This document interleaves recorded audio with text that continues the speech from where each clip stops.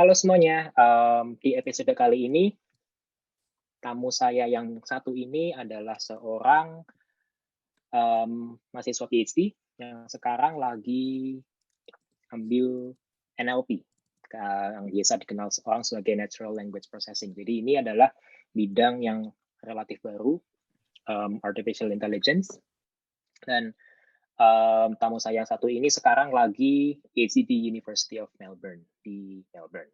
Nah, tapi sebelum saya perkenalkan tamu saya ditemani oleh seseorang. Jadi mungkin bisa kenalan dulu, namanya Andrew. Nah, mungkin Andrew bisa say hi. Oke. Halo semuanya, nama saya Andrew. I'm a data science student di UNSW. Aku jadi asisten Kevin di episode hari ini. Ya, so Andrew ini lagi ngambil data science di UNSW juga, lagi ambil bachelor, dan ya tamunya di hari ini ada dua, Andrew dan Kemal. Nah, langsung saja kita sambut Kemal Kurniawan. Halo Kemal, Halo, Kevin. apa kabar nih Kemal dari Melbourne? Baik. Kemal ini kan sekarang lagi ambil PhD ya di bidang Artificial Intelligence. Mungkin bisa kayak perkenalkan diri lah secara singkat, background dari Indonesianya dulu ngapain aja gitu. Oke. Ya nama gue Kemal, sekarang lagi S3 di University of Melbourne. Bidang risetnya NLP, Natural Language Processing. Atau kalau di bahasa Indonesia bisa pengolahan bahasa manusia atau pemrosesan bahasa alami itu dan terjemahannya. Terus background-nya itu jadi S1 itu ilmu komputer di UI, kemudian S2-nya AI, dan sekarang S3-nya NLP. Gitu.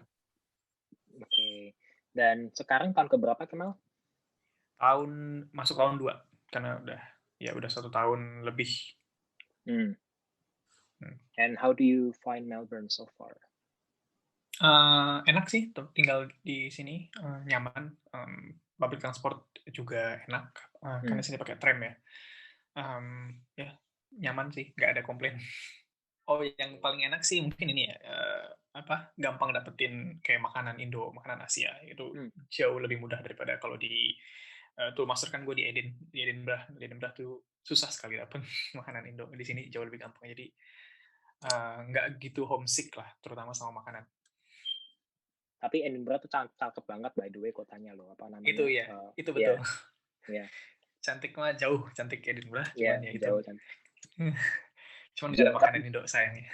ya, dan dingin ya Melbourne, I don't know. Kalau mungkin sama-sama ya, kalau in terms of agak OT dikit sih. Weather gitu mungkin sama-sama unpredictable-nya juga ya. Atau mungkin Iya, gimana? di sini Melbourne iya sih lumayan, 1 hari bisa panas terus dingin, jadi kayak kalau udah pagi-pagi pakai jaket tebel, entar tahu-tahu siang-siang panas gitu-gitu, jadi agak Hmm. nyebelin di situ. Kalau di atau di Inggris in general, mungkin cuacanya tuh bukan galau kayak gitu ya, bukan labil ya, tapi dia gloomy terus, jadi kayak Hmm. berawan terus hujan gitu, jadi kayak gitu bedanya. Oke. Jadi dulu kayak kalau mungkin kita ngomongin dari S1 dulu. Jadi Kemal ini Boleh. dulu S1 di Indo ya, di mana ya? Di UI, di ilmu komputer UI. Di Ilmu Komputer UI. Habis itu Hmm. lanjut S2-nya di Edinburgh, Hmm. University of Edinburgh ya. Ini bisa merah betul. Terus sempat ini juga kerja di Qatar.ai. Betul. Itu PhD di Melbourne. Oke. Jadi track karirnya ini panjang gitu. And I think you've work di akademia juga, sempat kayak jadi asisten dosen juga kan ya, di UI gitu ya.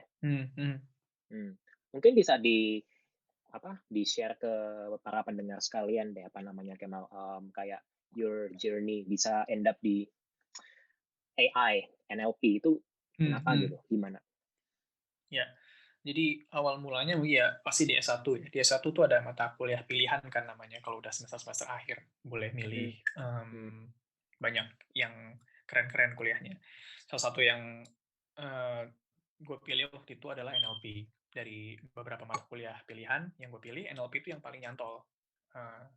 Entah kenapa, mungkin karena cocok ya sama dosennya juga, jadi masuk gitu yang diajarin. Jadi paling pede sama NLP. Nah, terus setelah itu ada mata kuliah magang kan, internship buat S1 kan wajib tuh. Nah, waktu itu juga dapat internship-nya kebetulan jadi asisten riset di lab gitu NLP juga gitu. Jadi ya udah jadi apa namanya asisten riset di lab NLP. Di situ kenal NLP lagi, lebih tahu lagi tentang NLP dan juga tentang riset kayak apa sih sebenarnya riset itu. Nah, terus habis itu selesai lulus S1 kerja jadi software engineer dulu. Jadi karena waktu magang kan riset ya. Jadi waktu itu ngerasa kayak kok belum punya pengalaman jadi software engineer misalnya. Coba karena siapa tahu lebih suka jadi software engineer dibandingkan riset. Jadi waktu itu lulus S1 pikirannya udah software engineer deh, terus di startup gitu yang masih kecil, jadi kayak bisa belajar banyak hal karena biasanya kan serabutan tuh kalau di startup kerjanya, kadang-kadang jadi software engineer back end, kadang-kadang jadi front end tergantung kebutuhan. Jadi waktu itu sempat kira-kira setahun lah total jadi software engineer. Ternyata masih tertarik sama dunia NLP, machine learning. Jadi akhirnya memutuskan untuk yaudah kita S2 buat perdalam itu supaya nanti bisa banting haluan karir ke machine learning dan teman-temannya. Jadi S2 di Edinburgh. Di Edinburgh juga sebenarnya di Edinburgh waktu itu apa ya, niatnya fokusnya di machine learning. Jadi kuliah yang gue ambil itu masuk ke kayak peminatan machine learning kebanyakan. Dan tapi setiap semester gue ada ambil kuliah, niatnya pengen ambil kuliah aplikasinya machine learning lah. Jadi either computer vision atau NLP atau yang lain. Cuman waktu itu sempat galau kayak mau pilih yang mana nih, ada banyak kayaknya keren-keren semua, bagus-bagus semua. Terus tapi karena udah ada pengalaman sama NLP, jadi NLP itu udah kayak pilihan yang siap tersedia gitu loh, yang kayak paling mudah. Ya udah gue pilih NLP aja. Jadi setiap semester ada ambil kuliah NLP. Jadi di Edinburgh juga mendalami NLP lagi. Dan Edinburgh juga terkenal dengan riset NLP-nya. Jadi emang dia tuh lab NLP-nya besar. Maksudnya artinya banyak faculty membernya yang ngerjain NLP. Dan termasuk yang bagus gitu ternyata di Edinburgh. Jadi pas di akhir S2 dan ngerjain tesis, tesisnya juga apa ya, kalau di kayaknya rata-rata mungkin Inggris gitu juga di Inggris atau di Edinburgh doang kayak gitu ya. Pokoknya ada list of projects yang bisa kita pilih. Bisa kita propose, cuman kebanyakan kayak gitu caranya. Jadi ada list of projects dari supervisornya, terus kita pilih, nanti di assign sama sistem. Nah, waktu itu gue pilih, dan yang gue pilih kandidatnya ya kebanyakan NLP lagi, karena ya udah nyaman sama NLP gitu lah. Jadi ya udah kita pilih NLP. Terus dapatnya akhirnya NLP juga. Dan ya udah deh, jadi lebih kayak apa ya, kenapa bisa end up akhirnya di NLP ya karena nasib sebenarnya, karena di awal S1 dari semua mata kuliah pilihan yang diambil yang paling nyantol NLP, akhirnya ya NLP terus sampai S2, sampai selesai S2 terus kerja jadi research scientist di KTAI. Itu perusahaan yang bergerak di bidang NLP juga, jadi mengembangin apa ya, chatbot lah, atau lebih tepatnya platform buat software developers untuk bikin chatbot. Jadi instead of mereka bikin dari scratch, disediain platformnya, mereka bisa klik-klik untuk desain chatbot dan segala macam. Jadi situ gue jadi research scientist, tugas utamanya ya mengimprove modelnya KTAI, terutama untuk ngehandle bahasa Indonesia yang conversational, karena bahasa teks kan beda, maksudnya bukan bahasa teks, bahasa chat itu beda sama bahasa kita ngomong formal kan. Ya jadi di situ ngeriset kira-kira 2 tahun, habis itu ternyata ya udah karena udah senang riset ya, jadi kayaknya mau nih berkarir sebagai peneliti gitu. Nah, salah satu training apa ya, jadi kayak gue merasa perlu kualifikasi untuk jadi seorang peneliti, dan nggak ada training peneliti yang lebih baik daripada program S3. Jadi akhirnya memutuskan untuk lanjut S3 dan dapatnya di Melbourne gitu, kira-kira gitu. Nah, apa namanya, aku jadi penasaran ya, apa namanya, how would you describe if you were to explain gitu ya, what NLP means to lay people gitu ya, kamu bakal describe NLP itu kayak gimana coba? Apa? How do you ini describe NLP? NLP itu apa ya? Cabang dari ilmu komputer, salah satu cabang dari ilmu komputer yang tujuan akhirnya adalah gimana caranya komputer bisa memahami bahasa manusia. Itu sih singkatnya, kalau ada orang nanya gue akan jawab kayak gitu. Kalau masih bingung, belum kebayang, gue akan bilang contohnya Google Translate, Siri, itu semua teknologi kan pakai komputer dan mereka bisa memahami bahasa manusia. Gitu. Okay, that's really interesting. Tapi kalau kita mengenai bahasa-bahasa gitu, wouldn't it be more within the linguistics realm? Like what differentiates it yang make it more within computing daripada linguistics gitu?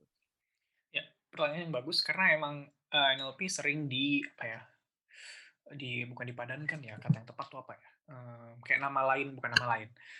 Yang mirip sama NLP itu adalah computational linguistics. Itu juga ada. Itu jadi conference-nya kalau dari bidang conference NLP sama computational linguistics itu kayak overlap banget gitu. Jadi komunitasnya banyak overlapnya, bidang risetnya atau topik penelitiannya juga banyak overlapnya. Nah, nggak ada definisi yang benar pasti juga sih. Cuman waktu itu di Edinburgh pernah dikasih tahu lah kalaupun ada perbedaan, mungkin yang paling bisa dijadikan patokan adalah orientasinya. Jadi kayak kalau NLP itu dia tuh yang lebih ke engineering, dalam artian dia cuma peduli sama bagaimana komputer ini perform untuk melakukan suatu task kebahasaan gitu.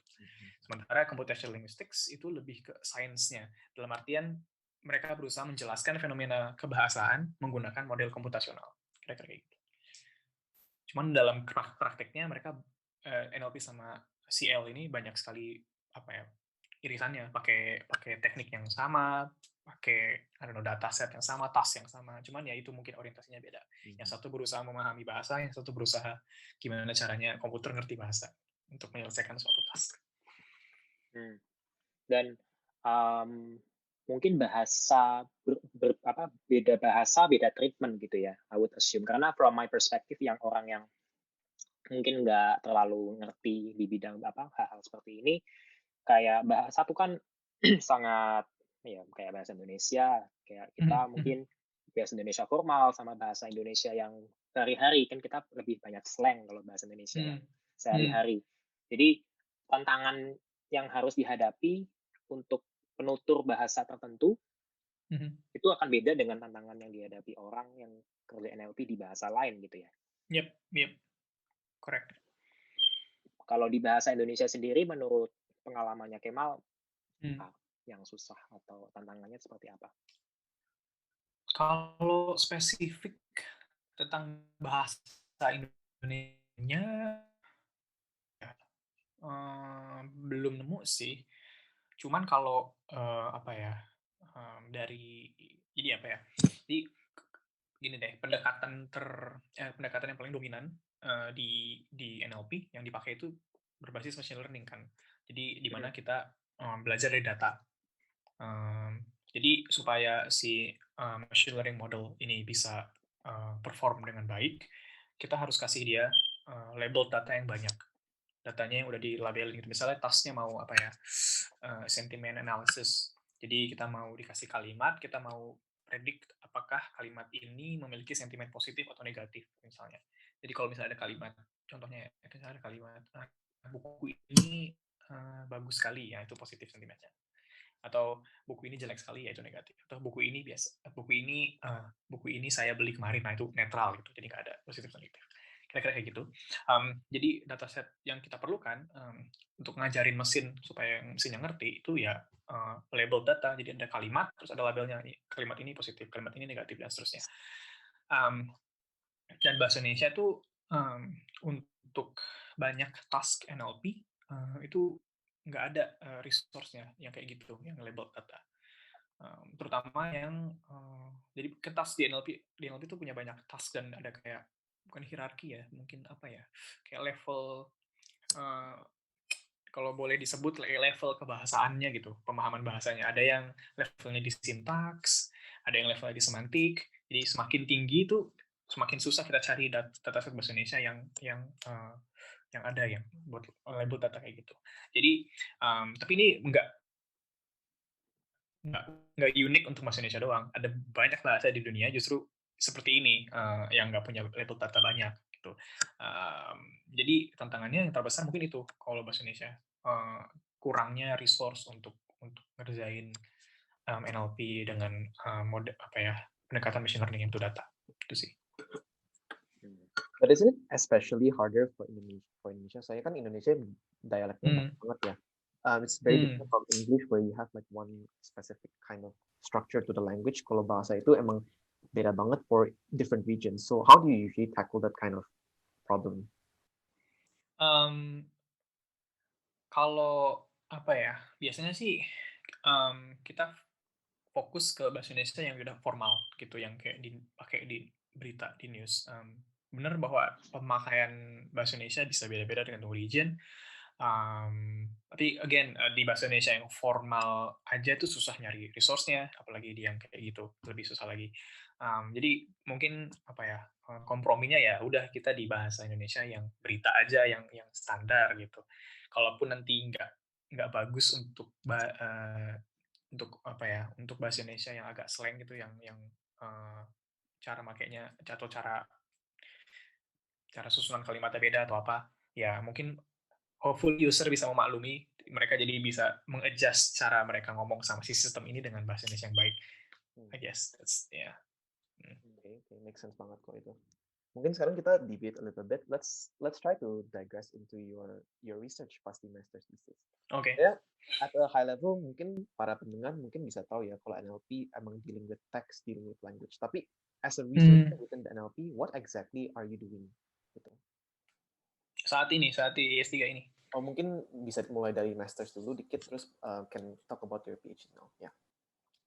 Oke, kalau waktu master, waktu itu project yang gue kerjain adalah parsing untuk low resource language. Jadi low resource language adalah bahasa-bahasa yang resource labeled. Biasanya labeled resources sedikit, termasuk bahasa Indonesia tadi. Sebenarnya gimana ya, bahasa Indonesia dibilang low resource, iya dan tidak gitu. Iya dalam artian untuk task NLP yang high level, data setnya dikit yang ada yang labeled, tapi unlabeled datanya banyak karena kita speakernya banyak kan, penutur bahasa Indonesia kan banyak, jadi terus konten di internet misalnya itu banyak sekali bahasa Indonesia, tapi ya unlabeled gitu. Nah, ada bahasa-bahasa yang beneran low resource, yang truly low resource, di mana dia label datanya sedikit, unlabeled datanya juga dikit gitu. Jadi kalau ya waktu itu sih emang fokusnya di bahasa Indonesia dan bahasa Inggris, tapi disimulasikan gitu loh. Jadi bahasa Inggris itu sebenarnya nggak termasuk low resource. Cuman waktu itu gue fokus di bahasa Indonesia dan perlu bahasa Inggris sebagai perbandingan. Terus skenario low resource-nya disimulasikan. Jadi seolah-olah datasetnya cuma sedikit gitu untuk yang bahasa Inggris, karena bahasa Inggris datanya banyak sekali, jadi sebenarnya nggak masuk low resource. Ya udah, jadi gue coba parsing untuk low resource. Nah, tadi gue dijelasin low resource, parsingnya belum. Nah, parsing itu di sini maksudnya adalah syntactic parsing. Jadi diberikan suatu kalimat, kita mau dapat struktur sintaks dari kalimat ini. Dan bayangannya adalah misalnya kita punya kalimat Budi membeli buku gitu ya. Kurang bagus ya, Budi membeli buku merah gitu. Nah, jadi diberikan kalimat itu, nanti kita mau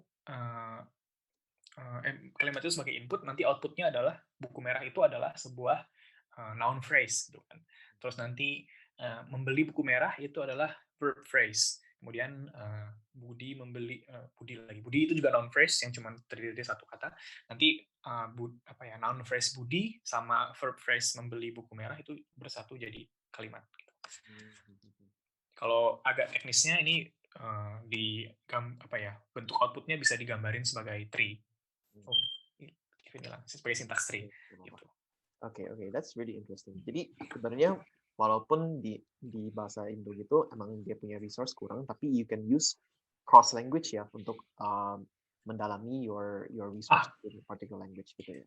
Iya, tapi kebetulan di master thesis itu gue belum sampai cross-lingual. Jadi lebih ke ada suatu algoritma atau method yang baru di-publish, Terus kayaknya menarik untuk pakai itu untuk resource, tapi belum ada cross-lingual sama sekali. Jadi benar-benar cuman seberapa efektif sih metode yang baru ini untuk parsing low resource gitu. Yeah. Okay.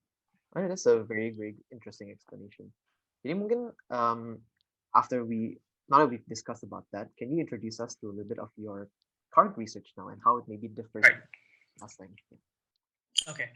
So kalau topik riset yang sekarang dikerjain itu payung besarnya adalah judul besarnya transfer learning untuk structured prediction. Ini ada 2 keyword ya, transfer learning sama structured prediction. Transfer learning dulu ya. Transfer learning itu adalah gimana ya? Pertanyaan besarnya di transfer learning adalah gimana caranya kita memanfaatkan ini konteksnya NLP ya, karena transfer learning di computer vision juga ada. Gimana caranya kita memanfaatkan bahasa atau data di bahasa atau domain tertentu, suatu bahasa atau suatu domain untuk melakukan task di bahasa atau domain lain, gitu. Jadi kita berusaha mentransfer. Jadi ini apa ya? Motivasinya adalah tadi balik lagi ke bahasa di dunia ini jauh lebih banyak yang low resource. Jadi nggak ada label data. Tapi kita punya bahasa-bahasa yang high resource kayak bahasa Inggris, bahasa Cina. I should say Mandarin kali ya, maksudnya Chinese. And ya terus banyak. Beberapa lah, nggak banyak, jauh lebih banyak yang low resource. Terus ya udah, jadi gimana caranya kita punya resource banyak di bahasa-bahasa ini, kita mau transfer ke bahasa yang nggak punya label data, kalau yang bahasa yang low resource harapan, atau itu konteksnya bahasa, atau bisa juga domain. Domain tuh kayak apa ya, kayak jadi ada domain itu bisa news, bisa legal, bisa financial, itu semua teksnya beda-beda kan, dalam artian kayak vocab yang digunakan, kosakatanya beda-beda. Terus mungkin kayak bahasa legal tuh grammarnya atau strukturnya kayak lebih apa dibandingkan news atau web text yang relatif informal kayak gitu-gitu. Jadi bisa jadi di news sama web domain itu kayak gampang banget dapat datanya, tapi kalau kita misalnya perusahaan NLP, perusahaan NLP misalnya, terus klien kita firma hukum gitu misalnya, terus mereka mau melakukan NLP di legal text mereka, datanya nggak ada, mereka kan nggak punya label data dong, karena mereka kan cuma firma hukum. Gimana caranya transfer dari news dan web domain ini ke legal text? That's transfer learning. Gimana caranya nge-transfer dari suatu domain atau bahasa yang high resource ke yang low resource. Satu lagi tadi structured prediction. Structured prediction itu adalah kayak machine learning task, tapi yang labelnya itu punya struktur, kayak chain atau tree strukturnya. Jadi misalnya kayak tadi parsing misalnya, itu salah satu task structured prediction di NLP, di mana inputnya itu kalimat, tapi outputnya instead of label kayak cuman negatif, netral, positif, sentimen, dia ini tree, syntax tree misalnya. Jadi labelnya challenge-nya dibandingkan text classification biasa yang kayak sentiment analysis itu disebutnya text classification, karena labelnya cuma dikit, dalam artian paling cuma sebanyak-banyaknya berapa sih, 100.000. Sementara kalau syntax tree itu eksponensial terhadap panjang kalimatnya, jadi jauh lebih banyak labelnya. Jadi apa istilahnya, output space-nya tuh besar sekali. Itu bedanya sama label yang biasa, maksudnya sama text classification. Dan ini kenapa gue pilih structured prediction untuk transfer learning, karena balik lagi ke motivasinya transfer learning kan sebenarnya itu gimana caranya manfaatin tadi high resource untuk yang low resource. Sebenarnya bisa aja ada yang bilang kayak ya udah, kenapa nggak yang low resource ini kita bikin aja datasetnya. Tapi kendalanya adalah bikin dataset itu mahal ongkosnya. Jadi either harus bayar orang untuk menganotasi data, atau belum juga nge-training orangnya untuk bisa menganotasi data. Nah, menurut gue si structured prediction ini especially costly, karena tadi misalnya syntax tree kan,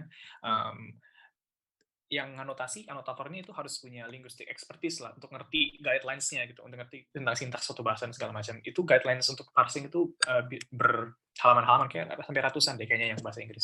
Jadi benar-benar jelimet. Dan ya itu susah. Jadi cost-nya jauh lebih tinggi untuk structure prediction. Jadi gue ngerasa kalau transfer learning untuk structure prediction ini lebih kuat motivasinya, karena emang structure prediction ini susah untuk atau mahal lah untuk di anotasi gitu. Levelnya kayak gitu. How did you get into this structured prediction from transfer learning? Because I think transitioning from your master's research to PhD, it's not as related as some of the people that I've seen. Ya. Kayak misalnya kalau sama Ko Kevin, his research between his master's and PhD is kind of similar. Tapi for your case, I think it's a bit different. Yeah. So how did you do this structured prediction from transfer learning? Sebenarnya masih ada benang merahnya sih sama si riset master, karena kan waktu riset master juga concernnya di low resource language kan. Dan itu emang tema besar, bukan tema besar ya, kayak open problem lah di NLP. Ya, jadi kayak gimana caranya kita melakukan NLP yang lebih baik untuk low resource languages. Jadi apa ya, itu emang topik hot di NLP dan emang problem yang real. Gue merasa apa ya, emang praktikal sekali problemnya, terutama waktu di kata tuh emang berasa sih bahwa kita tuh nggak punya banyak data, jadi agak susah kita mau ngapa-ngapain gitu. Terutama itu sih, katakan punya banyak klien dari berbagai lini bisnis kan, jadi kayak ada yang dari telco, ada yang dari apa, data mereka nggak ada yang label, jadi kayak ya itu berasa di situ. Sementara structure prediction itu ya lagi-lagi karena udah pernah ngerjain parsing ya, jadi sama ini apa ya, mirip-mirip sama kenapa NLP, jadi ya nasib gitu, karena emang udah ngerjain parsing, udah familiar sama literatur parsing, kayaknya ya udah parsing aja gitu. Mungkin gue mau tambah dikit, lupa jelasin kalau transfer learning itu jadi gimana? Tadi kan gue bilang low resource itu yang data labelnya dikit. Jadi data label berlabelnya tuh nggak harus banyak, bisa aja sedikit gitu. Tapi untuk transfer learning yang gue kerjain itu spesifik jenis transfer learning-nya namanya transductive transfer learning. Jadi asumsinya adalah di source language atau domain, ya, source itu yang high resource-nya maksudnya. Kita sebutnya source dan target gitu ya. Jadi di source domain atau source language cuman label data cuman ada di source language atau domain, sementara di target language atau domain itu cuman ada unlabeled data. Jadi ini disebutnya transductive. Dan task-nya sama, task yang apa ya, label yang ada di source itu untuk task yang kita peduli gitu. Jadi kita kalau parsing ya berarti label di source language atau domainnya itu parsing, syntax tree. Jadi kita tasknya sama antara source dan target, label datanya hanya ada di source. Di target cuma ada unlabeled. Itu disebut transductive transfer learning. Nah, tapi lagi-lagi gue menspesifikkan lagi, ada yang disebut source free. Jadi ini lebih ke di source itu yang bisa diakses apanya, apakah label datanya. Ini sangat populer, udah banyak orang yang ngerjain. Tapi yang lebih challenging adalah kalau kita nggak bisa akses label datanya source. Kita cuma bisa akses, jadi source itu cuma bisa kasih katakanlah pre-train modelnya. Jadi ada modelnya yang udah di-train sama data di source, yang bisa mereka kasih hanya modelnya. Bisa jadi karena alasan privasi atau karena alasan legal. Ini contohnya di NLP untuk clinical text, biasanya itu lumayan, ya menurut paper yang gue baca, mereka argue kalau ini susah. Jadi metode-metode transfer learning yang ada sekarang, karena mereka hampir semua assume ada akses ke label data di source, nggak bisa dipakai di kasus ini. Dan ini lebih challenging karena kita benar-benar nggak punya data si label di source-nya, cuma ada modelnya. Atau yang lebih challenging lagi adalah karena ini kalau ada model, ada beberapa paper yang bilang bahwa kita bisa bukan nebak ya istilahnya apa ya, kayak reverse engineer bukan ya kata yang tepat. Jadi kayak lebih jadi dengan dikasih modelnya kita bisa figure out apa datanya gitu. Gitu. Ada teknik kayak gitu. Jadi kayak ada problemnya lah dengan kita nge-share satu model ke publik, orang bisa saja menginfer datanya apa, dan datanya kan bisa sensitif kan. Nah, gitu. Jadi yang lebih lebih restriktif lagi adalah si source-nya cuma bisa kasih katakanlah API. Jadi dia cuma bisa kita kasih input kalimat apa, nanti dia kasih outputnya gitu misalnya. Jadi kayak gitulah. Jadi makin lama makin sulit, makin challenging. Kira-kira kayak gitu. Sekarang sih lagi coba-coba explore di situ. Nah, mungkin actually let's talk about the mathematical aspect ya. Tadi Kemal ngomongin tree itu, I assume kayak the same tree yang ada di graph theory. I don't know. Mungkin betul, kalau misalnya dari sudut pandangnya Kemal sendiri, matematika yang dilibatkan atau dipakai di penelitian tentang NLP ini kayak gimana gitu? Oke. Kalau di NLP in general, karena tadi paradigma yang paling utama atau yang paling dominan dalam machine learning, jadi semua matematika yang melandasi machine learning ya dipakai gitu. Yang paling bukan penting ya, yang paling menonjol, yang paling dibutuhkan mungkin statistik, peluang, sama algebra linear. Tapi harus dibilang juga kalau akhir-akhir ini kan paradigma learning, atau bukan paradigma learning ya, algoritma yang paling populer adalah neural network kan. Neural network ini kayak kita bisa pakai tanpa harus tahu detail matematisnya kayak apa. Beda sama algoritma machine learning yang sebelum neural network. Biasanya kita harus tahu harus tahu detailnya dulu supaya paham ini ngapain. Sementara neural network nggak kayak gitu, benar-benar sederhana. Tapi tetap aja sih kalau untuk mau bisa ngerjain riset di bidang ini atau di machine learning in general, nggak cukup hanya bisa pakai neural network, harus ngerti detailnya matematiknya, karena itu nanti ngaruh kepake.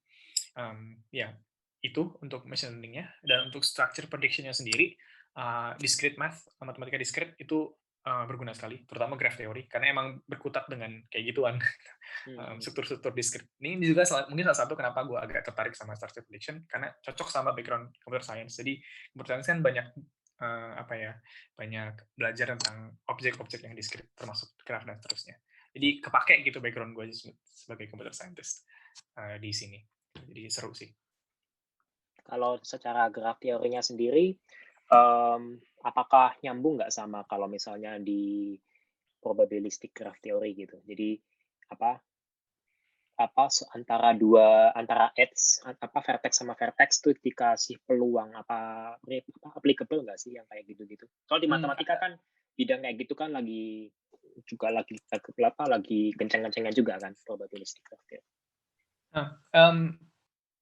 Yang gue tahu yang kayak gitu tuh graphical modeling. Gue nggak tahu ini sama atau enggak hal yang kita maksud. Yang gue tahu ada emang cabang machine learning yang kayak gitu, graphical modeling, di mana random variable tuh jadi node, terus tergantung sih kita mau ngomongin grafnya kayak gimana. Cuman yang paling sederhana aja, namanya apa ya networknya? Lupa ingat, Bayesian network kayaknya. Jadi kayak kalau ada panah dari suatu vertex X ke vertex Y, misalnya, berarti nanti probability dari Y itu conditioned on X gitu, kira-kira kayak gitulah. Dia buat menggambarkan faktorisasi dari suatu joint probability dengan graph kayak gitu. Itu ada. Tapi untuk structure prediction sih nggak ke sana ya arahnya, karena itu lebih ke gimana kita modeling problemnya.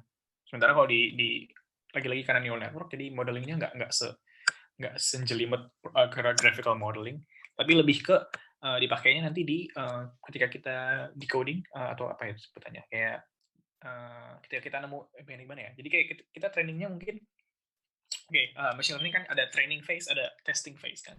Ketika training kita kasih data training, mereka train. Di situ dipakai biasanya objektif untuk trainingnya adalah maximum likelihood estimation, which is statistics kan, peluang. Jadi di situ dipakai di sistem matematika. Kenapa cara nge-training seperti ini itu absah, karena ada landasannya dari maximum likelihood estimation gitu. Nah, nanti setelah dapat point estimate dari si parameternya neural network ini, diberikan suatu input, gimana caranya kita dapat output yang paling baik lah, katakanlah output si tree-nya apa. Nah, ini masuk ke testing phase. Nah, kita harus melakukan search kan di output space yang besar ini, mana tree yang paling maksimum skornya, katakanlah kayak gitu. Nah, di sini dipakai pengetahuan terutama computer scientist pasti familiar dengan dynamic programming karena beberapa struktur itu bisa kita emang dia eksponensial besarnya tapi komputasinya bisa efisien kalau kita pakai dynamic programming kayak gitu contohnya. Mungkin kalau di graph theory itu kayak cari ini ya maximal spanning tree gitu ya. Ya betul maximum spanning tree ya. Ada itu exactly algo yang gue pakai buat parsing. Kayak algoritma kayak apa sih yang basic yang suka dipelajarin di graph theory itu yang apa ya namanya lupa. Ada algoritma Kruskal. Ya, Kruskal ya. Iya, oke ya. Dia minimum ya sama aja sih sebenarnya. Cuman karena dia untuk undirected graph jadi nggak dipakai di NLP. Jadi kalau di syntax tree soalnya dia directed, jadi ada algo lain lagi untuk maximum spanning tree yang tapi nggak dipelajarin di S1. Iya, nggak masuk. Dan penasaran sih, mungkin para pendengar juga ya. Kayak kalau misalnya di penelitian PhD-nya Kemal gitu, perlu nggak sih kayak pembuktian matematika kayak rigorous gitu, atau kayak pakai aja? Tergantung. Kalau gue kebetulan lebih ke yang pakai aja, karena emang fokusnya bukan di situ. Kebetulan sampai sekarang sih belum ada hal yang perlu gue proof. Benar-benar cuma pakai yang udah ada terus diaplikasikan ke kasus kayak gini. Tapi nggak semua NLP yang kayak gitu, nggak semua riset di NLP kayak yang riset gue. Ada juga yang jadi gue sebutannya mungkin empirical ya kalau riset gue, karena benar-benar berdasarkan eksperimen hasilnya apa dan seterusnya. Ada yang lebih theoretical. Ada yang baru paper keluar tuh dia itu bentar gue ingat-ingatnya dia ngapain. I think dia proving gini. Jadi ada bertahun-tahun literatur NLP ada suatu kekurangan di mana gimana ya? Aduh agak susah jelasinnya. Wow. Jadi gini. Syntax tree itu ada propertinya lah. Ada yang disebut projective syntax. Jadi syntax tree ini digambarkannya sebagai dependency tree. Jadi kayak kalau kita punya, ini panjang kayaknya ceritanya. Apa-apa atau terusin aja? Nggak apa-apa, terusin aja. Ya udah, nanti dipotong aja kalau kepanjangan. Ya misalnya kita apa ya sebutannya ya, cara merepresentasikan sintaks salah satunya adalah dengan dependency tree. Jadi kalau kita punya kalimat kayak saya atau Budi membeli buku merah, nah gitu. Buku merah itu kan head-nya sintaks kayak kata utamanya adalah buku kan. Merah itu menjelaskan buku kan. Nah jadi kalau kita gambarin panah, ada panah dari kata buku ke merah itu menunjukkan bahwa buku itu anaknya merah. Menerangkan ya kayak DM kayak gitu kayak gitu, tapi ini untuk buku merah ya. Jadi kayak merah itu sintaktik head-nya adalah buku karena dia memodify buku gitu. Terus nanti saya membeli buku merah. Membeli itu punya dua anak. Jadi dia tuh punya panah Budi sama ke buku ya, karena buku itu adalah objeknya dari si membeli dan seterusnya. Jadi itu bentuknya kayak gitu, dan itu bentuknya disebutnya dependency tree, dan itu pasti tree bentuknya. Nah terus ada suatu properti namanya projective. Itu adalah tree-nya bisa kita gambar panah-panahnya itu edge-nya di atas si kalimat. Jadi kita bayangkan ada kalimat ini, kita tulis di kertas, kita gambarin panah-panahnya di atasnya kata-kata tersebut. Kita gambar di plane atasnya si kalimat ini. Kalau kita bisa gambarin tanpa ada edge yang crossing, itu disebutnya projective. Nah, kalau tree-nya projective, maka ada algoritma dynamic programming yang bisa menyelesaikan masalah tree tersebut, karena strukturnya jadi bisa direkursi secara dynamic programming. Jadi kalau kita mau nyari maksimum projective tree, mau ngesum, jadi misalnya setiap projective tree itu punya skor, kita mau ngesum overall possible projective tree gitu, itu bisa pakai dynamic programming. Nah, ada lagi yang namanya non-projective tree. Ada tree yang tidak bisa, yang harus cross gitu edge-nya kalau kita gambar.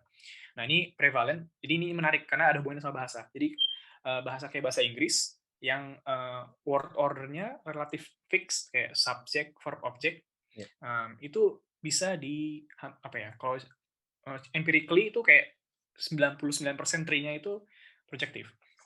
Kira-kira pokoknya tinggi lah persentase yang bisa direpresentasikan sebagai projective tree itu.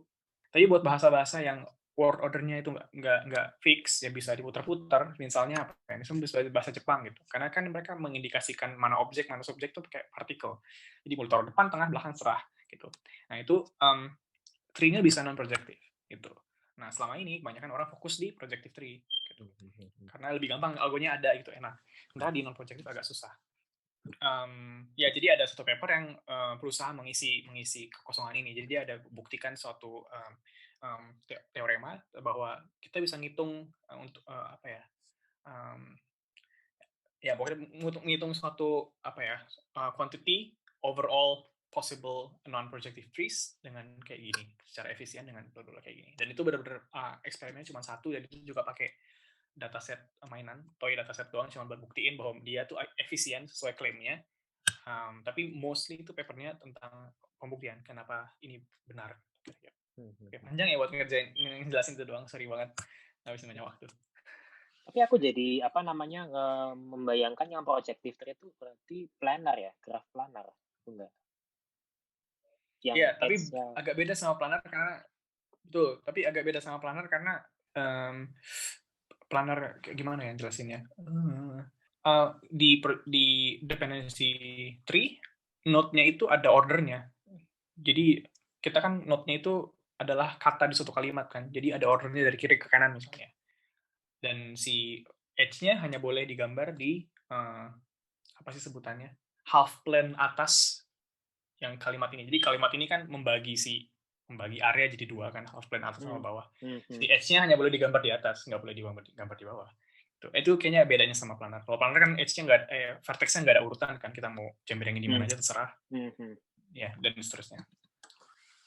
Menarik bahwa untuk setiap bahasa dan untuk setiap kalimat di bahasa itu ada suatu graph yang bisa diasosiasikan ke kalimat itu.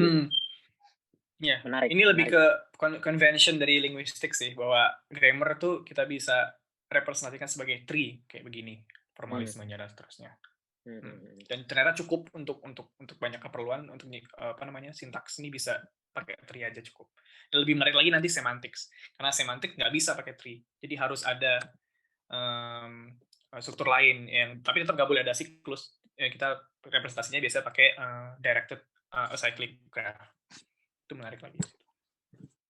This actually makes me appreciate graph theory even more ya, karena dulu waktu S1 belajar teori graph itu kayak I hated graph theory karena susah kayak tapi sekarang dengan penjelasan ini kayak jadi wow, kayak keren, ternyata bisa gitu ya, semua ini adalah graph theory gitu.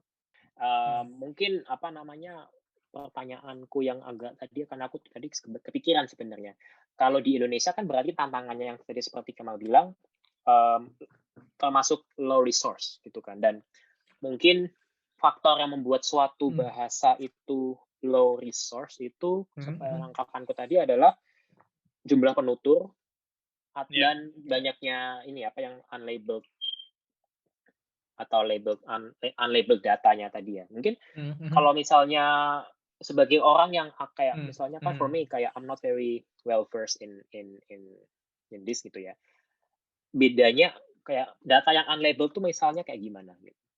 Kayak what makes suatu dataset unlabeled atau enggak? Tergantung tasknya ya. Jadi kalau misalnya tasknya adalah sentiment analysis, jadi kan tadi tasknya itu ada kalimat, kita mau tahu sentimennya positif, negatif, netral. Ya unlabeled berarti informasi kalimat ini apakah positif, apakah negatif, apakah netral itu nggak ada gitu. Jadi kayak kalau kita buka Wikipedia misalnya bahasa Indonesia, ya itu kan nggak ada kan informasi bahwa setiap kalimat ini positif atau negatif atau netral, kan nggak ada. Jadi unlabeled gitu, untuk task yang kita mau. Tapi data yang sama tadi misalnya Wikipedia itu sebenarnya label kalau tasknya adalah language modeling. Ini task agak unik di NLP karena benar-benar unlabeled data itu cukup karena di language modeling itu yang kita lakukan adalah ngepredik next word given the history of the word gitu. Jadi kayak sebelumnya kata-katanya apa, next wordnya apa. Dan itu dikasih unlabeled text ya udah ada labelnya ya itu teks itu sendiri kan. Jadi kalau kita lakukan language modeling di suatu teks itu sebutnya istilah baru kerennya baru-baru ini dipakai adalah self supervised karena supervised learning tapi labelnya datang dari data itu sendiri. Dan this makes me actually kayak curious karena dengan semua kecanggihan teknologi ini, kalau sebagai matematikawan gitu ya, misalnya in my perspective sebagai orang yang menekuni matematika, what do you think gitu the future of mathematics will be with all this kayak ya mungkin kan mungkin nggak dari segi NLP-nya tapi dari segi mungkin lebih ke artificial intelligence-nya ya. Kayak in your opinion kayak matematika nantinya itu bakal gimana gitu? Karena kayak mesin udah makin canggih nih buat kayak melakukan pekerjaan yang bisa dilakukan oleh komputer kan makin canggih gitu. Jadi gimana tuh? Kalau dari gue kayak matematika kan emang dari dulu dia ilmu yang tua kan dan emang dari dulu ya semua orang tahu lah kegunaannya. Ya misalnya semua orang yang tahu ya pasti tahu kegunaan matematika dan emang berguna sekali matematika buat engineering, teknologi dan seterusnya. Jadi gue ngerasa di masa depan ya matematika akan tetap seperti itu, tetap berguna buat menyokong banyak ilmu yang lain sih. Ya mungkin dari segi komputasi mungkin akan ada banyak mungkin kayak konjektur yang makin bisa dilihat di tes gitu ya kebenaran apa enggaknya. Tapi memang ya benar kayak secara ide memunculkan suatu kreativitas seperti itu tuh sesuatu yang mungkin masih dibutuhkan gitu peran manusianya. Jadi mungkin akan lebih canggih dalam membantu kita memverifikasi suatu teorema, tapi secara bukti rigorsnya kan nggak bisa cuma kayak gitu aja gitu. Iya, dan emang ada risetnya kan ya teorem proving atau apa gitu yang pakai komputasi untuk proving, membantu lah assist proving. Yeah. What do you think about in the future though when AI? Saya kan there's this term in mungkin Kak Kemal you know about it, the technological singularity. That's when singularity. Yeah, singularity. When that happens and machines just overpower humans in all sense, I think maybe to give the viewers a better understanding of what the technological singularity is, let's take a example of one of the most famous NLP models in 2020, which is the GPT-3. I think that's a very controversial thing. I've read a lot of articles about it. Half of them saying that it's so good, half of them are like, oh, we're doomed for the future. Maybe you could enlighten the viewers and everybody on what all that fuss is about. Spesifik di GPT-3 itu kan itu language modeling BTW. Jadi itu sebuah language model di mana dia bisa dikasih suatu kalimat terus nanti dia predik berikutnya apa kan disuruh generate. Gue sih ngerasa kalaupun ada masalah dengan penggunaan AI di masa depan itu lebih ke manusianya sih, bukan ke teknologinya itu sendiri. Jadi kayak gimana ya? Misalnya sistem image recognition yang dideploy yang dipakai polisian di US ya kalau nggak salah ada yang pakai untuk mengidentifikasi wajah orang-orang gitu misalnya dia pelaku atau bukan segala macam. Dan masalahnya manusianya yang penggunanya itu nggak paham atau mungkin pas penelitinya juga sebagai praktisinya mungkin juga kurang kasih edukasi gitu ke usernya kalau namanya sistem kayak gini tuh ada kelemahan-kelemahannya. Salah satu yang paling kacaunya adalah yaitu bias terhadap misalnya untuk sistem image recognition ya. Jadi bias terhadap orang kulit hitam. Jadi kayak orang kulit hitam tuh jauh lebih sering dipredik sebagai orang kriminalnya lah, pelakunya gue lupa penggunaan persisnya untuk apa, tapi intinya ada bias kayak gitu, di mana orang kulit hitam jadi dirugikan jauh dibandingkan orang kulit putih, karena ada kayak gitu. Nah, itu sih jadi satu contoh aja.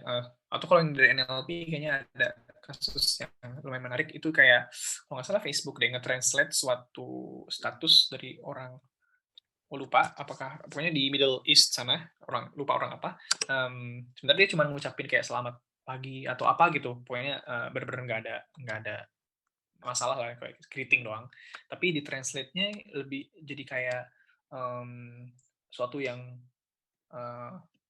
nyeremin gitu, kayak apa, serang mereka atau apalah, pokoknya kayak gitulah, ada sesuatu yang nyereminnya itu, dan itu jadi kena masalah si orang ini kalau nggak salah sampai ditangkap deh sama kepolisian setempat atau gimana, kurang ingat.